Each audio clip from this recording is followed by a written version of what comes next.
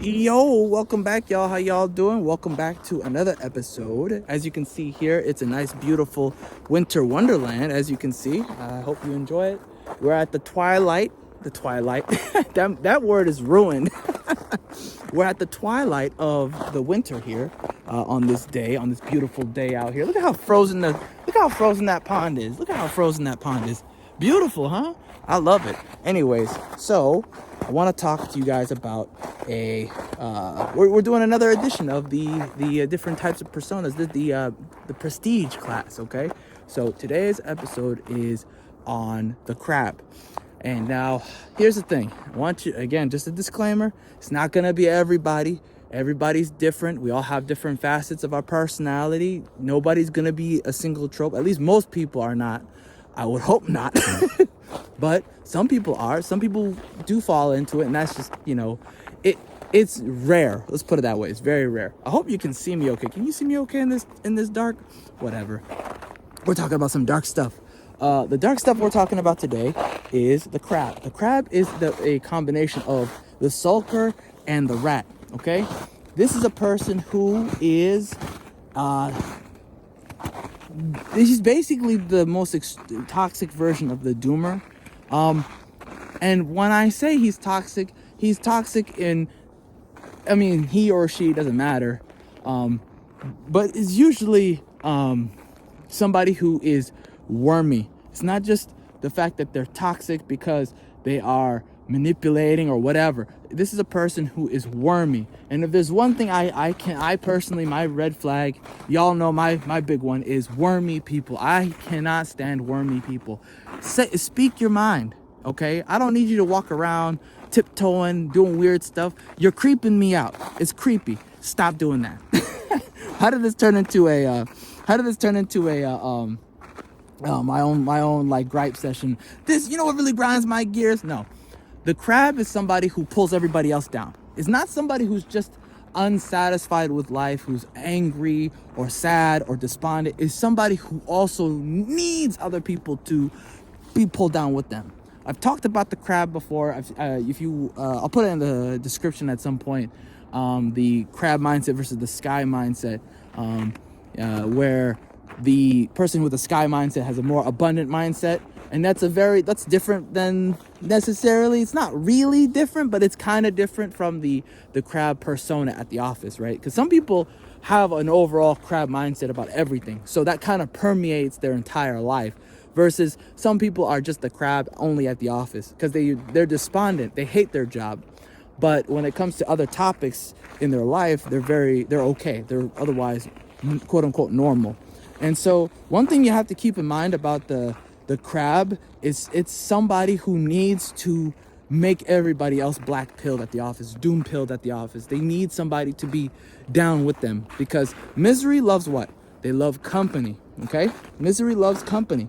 And if they are unhappy, everybody else has to be unhappy as well. That's a part of the sulker that they are.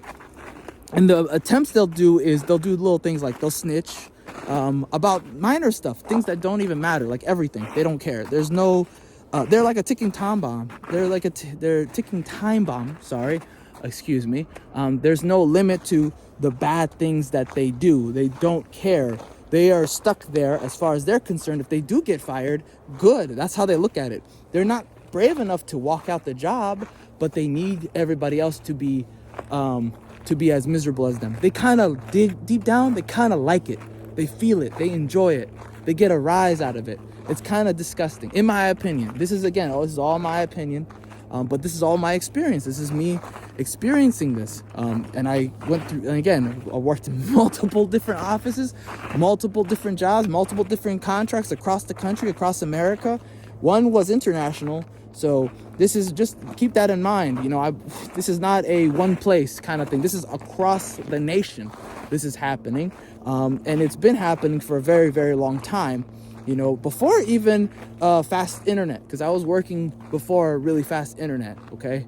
So this is an unfortunate reality. And I think it's one of those things you just got to make it, again, with all these personalities, no matter what, good or bad, you just have to be at peace with it.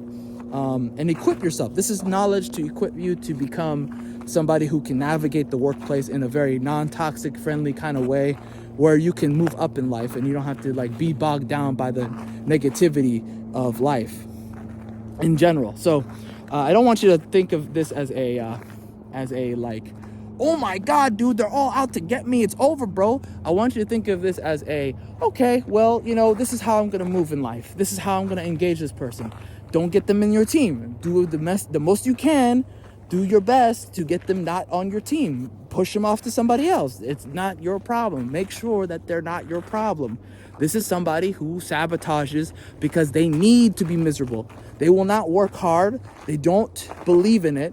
They think they're doomed. It doesn't matter what they do. They're happy if they lose it. Remember, they are happy if they lose their job, but they're too scared to walk out because they don't want to take accountability. And that's what it boils down to. People who don't take accountability for where they are in life.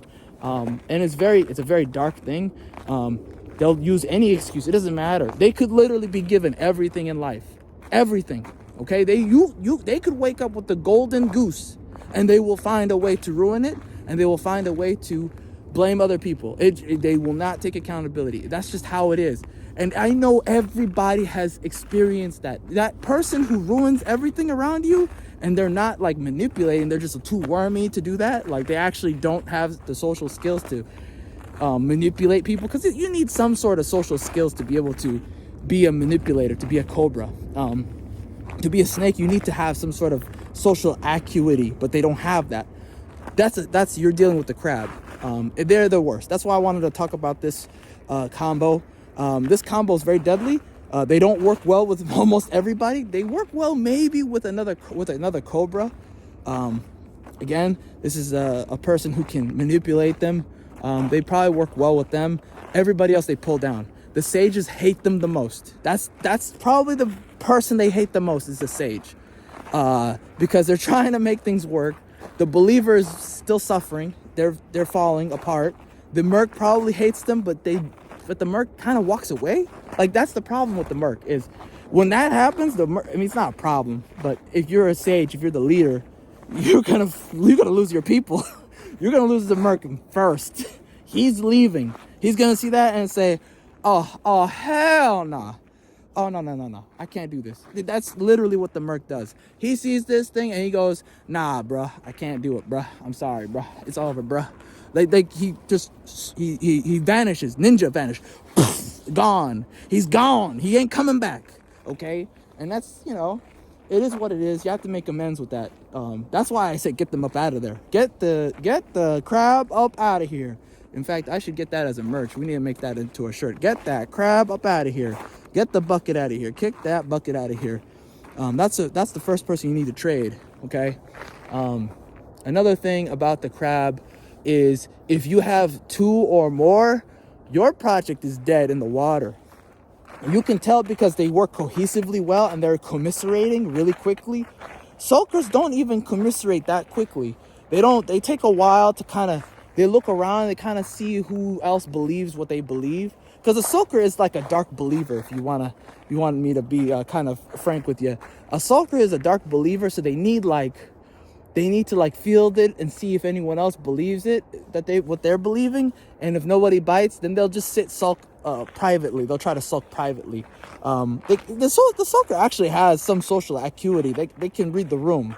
The sulker pretty much reads the room pretty well. That's why the sulker is good at maintaining that mentality. Because in order to maintain a doomer mentality, you need to have that illusion that everything is over, kind of still sustained. You won't have it challenged, right? So they don't want to challenge. They want to protect it, which I've talked about that in the past. You can go watch the sulker video. But the crab doesn't have that. They're so afraid of any kind of change in their life, right? That's the dark part about them. They're afraid of change. That's the rat side of them. But the worst part about it is them pulling other people down with them, right? Whereas the rat pulls people down, but the rat kind of has a fear of repercussions. So the rat doesn't really, the rat will go with the flow. So if it's just solely a rat, they can go with the flow. Somebody who's more dominant, whoever's the more dominant personality will win. They will follow that person. In that way, they're kind of like the believer. But whereas the believer is more cohesive, they'll try to work with everybody. The rat will just follow whoever's the most, the most quote unquote alpha, most dominant. And the rat, the crab is like, toxic, so they don't follow. They're stuck there. They are an anchor. That was the original code name for them, the anchor. And so there you go. There you have it. That's the crab. Let me know what you think about that. Do you have any other suggestions? Any other traits that you noticed in the crab? Do you know any crabs? I'm sure everybody's known a crab. Hopefully you're not a crab. I don't think you are. If you're watching this, you're probably not a crab. You're way ahead of most people. Anyways, thanks so much for watching. Have a great day. Peace.